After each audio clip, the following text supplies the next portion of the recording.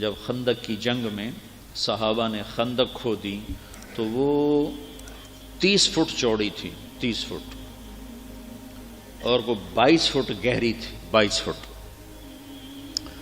تو 10,000 کا لشکر تھا، کوئی اس کھائی کو پار کرنے کی ہمت نہیں کر سکا۔ تو عمر بن عبد ود، یہ بڑا شاہ سوار تھا اور 100 جنگیں لڑ چکا تھا، اس نے پھر اپنے گھوڑے کو اٹھایا اور دوڑاتا ہوا آ کر اس نے یوں جو اس کی لگام کو کھینچا ہے تو اس کے گھوڑے نے چھلانگ لگائی تو 30 فٹ کی کھائی کو پار کر کے صحابہ کے لشکر میں جا کھڑا ہوا۔ کہنے لگا حل من مبارز، ہے کسی کو مرنے کا شوق تو آ جاؤ۔ تو سارے دم بخود ہو کے چپ کر گئے سب۔ تو حضرت علی کی عمر تھی 21 سال، وہ کھڑے ہو گئے، یا رسول اللہ میں جاتا ہوں۔ اب کہ بیٹھو، یہ عمر ہے، عمر۔ اس نے پھر کہا ہے کسی کو جنت میں جانے کا شوق جس جنت کے دعوے کرتے ہو؟ تو کوئی نہیں کھڑا ہوا۔ حضرت علی کھڑے ہو، یا رسول اللہ میں جاتا ہوں۔ ہم نے کہا بیٹھو، یہ عمر ہے، عمر۔ پھر تیسری دفعہ اس نے کہا کدھر گئے تمہارے جنت کے شوق؟ تو پھر حضرت علی کھڑے ہو گئے، کہا یا رسول اللہ مجھے بھیجیں۔ کہا یہ عمر ہے۔ کہا عمر ہے تو کیا ہے، مجھے بھیجیں تو صحیح۔ تو اچھا کہا جاؤ۔ پھر ان کے لیے دعا کی۔ تو یہ بچے سے وہ 100 جنگیں لڑا ہوا۔ تو حضرت علی شعر پڑھا کرتے تھے، انا الذی سمتنی امی حیدرا کلیس غابات کریہ المنظرا وفیہم بالصاع کیل السندرا۔ میں وہ ہوں جس کا نام اس کی ماں نے حیدر رکھا ہے، شیر، جو جنگل کا بڑا شیر شہنشاہ ہوتا ہے، اور میری تلوار ناپ تول کے کھوپڑیاں توڑتی ہے۔ تو جب وہ آئے نا تو اس نے پہچانا نہیں۔ کہنے لگا کون ہو؟ کہا علی۔ کہا بن عبد مناف؟ وہ پیچھے لے گئے۔ کہنی بن ابی طالب کو بھتیجے، تو کہاں سے آ گیا؟ میں نہیں تمہیں قتل کرنا چاہتا۔ وہ اتنا مطمئن تھا۔ کہا میں نہیں تمہیں قتل کرنا چاہتا۔ کہا چاچا میں تو تمہیں قتل کرنا چاہتا ہوں۔ تو اس کو اتنا غصہ آیا، اس نے گھوڑے سے چھلانگ لگائی اور علی پہ ایسا جارحانہ حملہ کیا کہ علی کو پیچھے دھکیل دیا۔ تو غبار اٹھا، دونوں غبار میں چھپ گئے۔ تو اللہ کے نبی نے ہاتھ اٹھایا، یا اللہ علی کی مدد فرما۔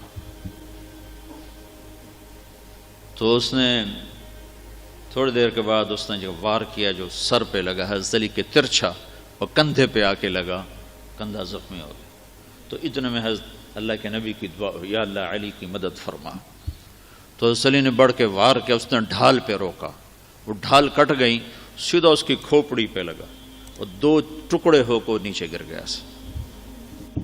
حضرت حسن اور حسین بیمار ہو گئے۔ تو اللہ کے نبی خبر لینے آئے تو دونوں بچے بیمار تھے۔ تو آپ نے کہا حضرت فاطمہ سے روزے کی منت مان لو کہ اللہ تعالیٰ بچوں کو شفا دے تو ہم روزے رکھیں گے۔ تو دونوں میاں بیوی نے 3 روزوں کی منت مانی کہ اللہ ہمارے بچوں کو شفا دے، ہم روزہ رکھیں گے۔ تو اللہ نے ان کو ٹھیک کر دیا۔ تو دونوں میاں بیوی نے روزہ رکھا، اور افطاری کا سامان گھر میں نہیں تھا۔ تو ایک یہودی تھا شمعون، حضرت علی اس کے پاس گئے، کہا کوئی مزدوری ہے؟ کوئی مزدوری ہے؟ کہاں ہے؟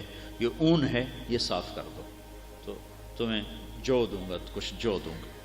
تو وہ اون لے کر گھر میں آئے، حضرت فاطمہ کو دی کہ صاف کر دو۔ انہوں نے اس کو دوپہر تک صاف کیا، وہ واپس لے گئے۔ تو اس نے تھوڑے سے جو دے دے، تو انہوں نے پیس کے آٹا بنایا، کھانا بنایا، روٹی بنائی، سالن تو تھا نہیں۔ دونوں میاں بیوی افطاری کے لیے بیٹھے ہیں کہ دروازے پہ آواز آئی، مسکین ہوں اللہ کے نام پہ کچھ دو۔ تو دونوں نے ایک دوسرے کو دیکھا، تو آدھی روٹی دے دیتے یا ایک روٹی دے دیتے، ایک خود آدھی آدھی کھا لیتے۔ دونوں روٹیاں اٹھا کے اس کو دے دیں اور پانی پہ افطار کر لیا۔ رات کو بھی کھانے کو کچھ نہیں تھا تو پانی پہ کھجور پہ روزہ رکھا۔ اگلے دن پھر حضرت علی شمعون یہودی کے پاس گئے اور اس سے اون لے کر آئے۔ حضرت فاطمہ نے اس کو سارا دن صاف کیا، عصر سے پہلے مزدوری ملی، اس کو پیس کر آٹا بنا کر روٹی بنا کر میاں بیوی کھانے پر بیٹھے تو دروازے پہ آواز لگی، یتیم ہوں اللہ کے نام پہ کچھ دو۔ تو دونوں نے ایک دوسرے کو دیکھا اور ساری روٹیاں اٹھا کر اس کو دے دی اور پانی پہ روزہ افطار کر لیا۔ تیسرا دن آیا، پھر وہ مزدوری کر کے روٹی تیار کی اور افطاری پر بیٹھے تو دروازے پر آواز لگی۔ بدر کے قیدی اس دن آزاد ہوئے، بدر کے قیدی اس دن آزاد کیے گئے۔ تو ایک قیدی دروازے پر آ گیا، قیدی ہوں ابھی چھوٹا ہوں اللہ کے نام پہ کچھ دو۔ تو دونوں میاں بیوی نے دونوں روٹیاں اٹھا کر اس کو دی تھی۔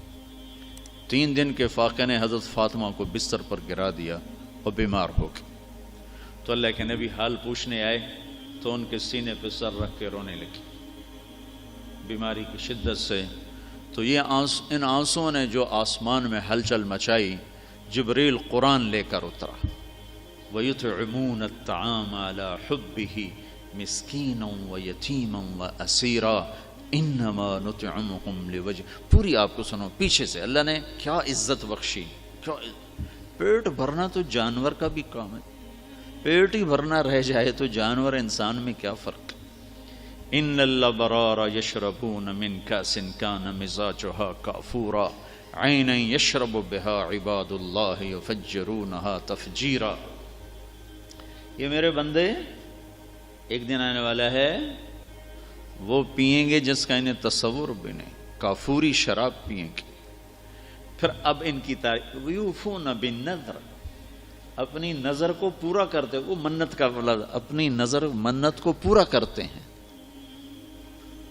یوفون بالنذر ویخافون یوما کان شرہ مستطیرا، اور آخرت کے دن سے ڈرتے ہیں۔ اب ان کی یہ صفت ہے، وَيُطْعِمُونَ الطَّعَامَ عَلَى حُبِّهِ مِسْكِينًا وَيَتِيمًا وَأَسِيرًا۔ یہ خود بھوکے ہوتے ہیں، عَلَى حُبِّهِ، خود بھوکے ہوتے ہیں اور کھلاتے ہیں مسکینوں کو، یتیموں کو اور قیدیوں کو۔ اور پھر ان کی اخلاص کی اللہ نے گواہی دی، انما نطعمکم لوجہ اللہ لا نرید منکم جزاء ولا شکورا۔ اللہ ان کے اخلاص کا گواہ بن رہا ہے کہ یہ کہہ رہے ہیں کہ ہم صرف اللہ کو راضی کرنے کے لیے کھلا رہے ہیں، ہم کوئی آہ واہ نہیں چاہتے۔ انا نخاف من ربنا یوما عبوسا قمطریرا، ہمیں اس دن سے ڈر لگتا ہے جس دن، جو دن بڑا خوفناک ہیبتناک ہے۔ پھر اللہ نے آگے بشارت دی، فوقاہم اللہ شر ذلک اليوم ولقاہم نضرۃ وسرورا وجزاہم بما صبروا جنۃ وحریرا متکئین فیہا علی الارائک لا یرون فیہا شمسا ولا زمہریرا ودانیۃ علیہم ظلالها وذللت قطوفها تذلیلا۔ آگے تک یہ قرآن اترا کہ اللہ تعالیٰ کہ جبریل آگے پیغام لے کر کہ علی و فاطمہ کا یہ عمل ایسا پسند آیا ہے کہ عرشوں پر بھی دھوم مچ گئی ہے۔ اور یہ سورہ دہر کی آیات کو اتارا گیا کہ میرا رب ان کے اس عمل پر ایسا خوش ہوا ہے کہ خود کھانا خود جمع کرنا کون سی بڑی بات ہے۔